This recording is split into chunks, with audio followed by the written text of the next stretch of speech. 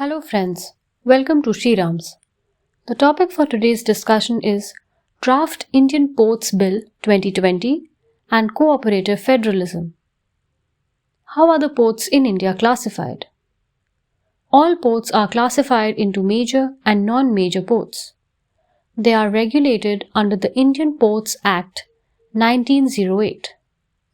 The Act defines the jurisdiction of central and state governments over all ports in the country.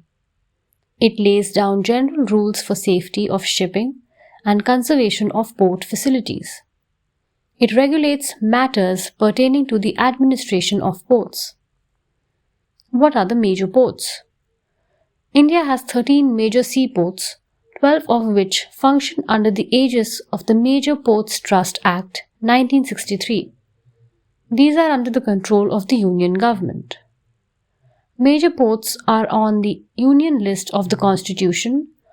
Also, the Centre may declare any port as a major one by official notification. What are the minor ports? India has approximately 200 minor ports.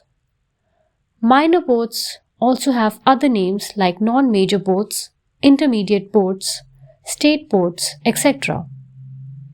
All ports are located in the 9 maritime states. What about Ennore Port? Ennore, a satellite port of Chennai, was corporatized and incorporated in 1999 under the Companies Act 1956. How does the 7th schedule in the Constitution classify the ports? Major ports are placed on the Union list of the Indian Constitution. Minor ports are in the concurrent list. How are the major ports governed?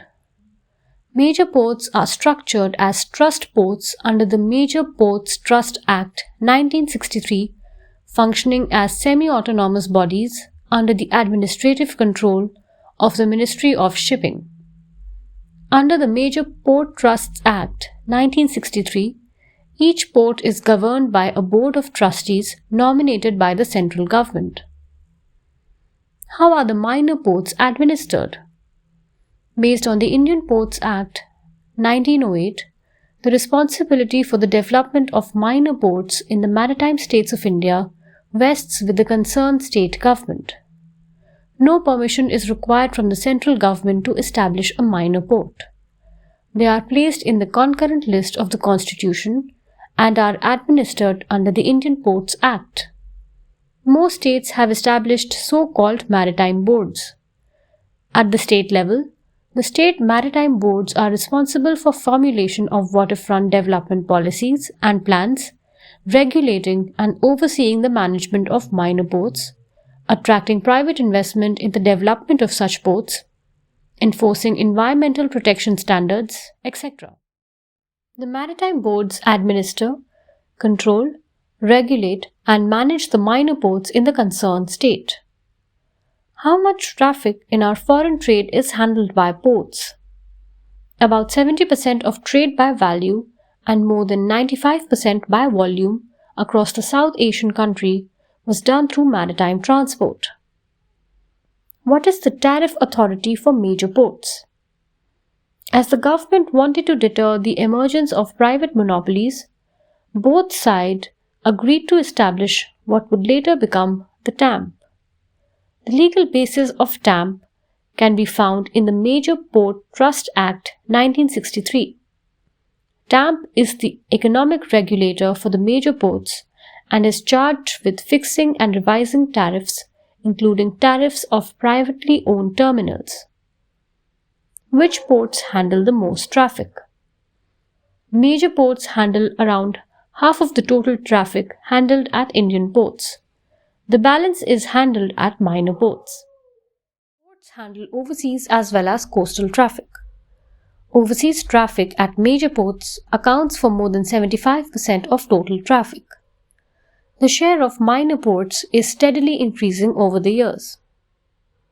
Last month, the government released the Draft Indian Ports Bill 2020.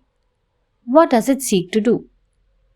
The Ministry of Ports, Shipping and Waterways has circulated draft of Indian Ports Bill 2020 for public consultation, which will repeal and replace the Indian Ports Act 1908. The draft Indian Ports Bill 2020 seeks to enable the structured growth and sustainable development of ports to attract investments in the port sector for optimum utilization of the Indian coastline by effective administration and management of ports. Why are some states like Andhra Pradesh opposing it? States are saying they could lose the revenue they are presently getting from the minor ports, and the centre would gain the hegemony over them. Under the bill, state maritime boards have to function under the Maritime Port Regulatory Authority appointed by the centre. At present, the minor ports in the 9 maritime states of the country are functioning under the state maritime boards to the respective state governments. It is criticized as being against cooperative federalism. What about the Major Port Authorities Bill, which was passed by Lok Sabha and is awaiting Rajya Sabha nod? Major Port Authorities Bill 2020 looks to reorient the governance model in central ports to landlord model, whereby port infrastructure is leased to private operators. The bill aims at decentralizing decision-making and to infuse professionalism in governance of major ports. The landlord model of port operation is widely followed globally. Criticism is that it will lead to privatization of major ports.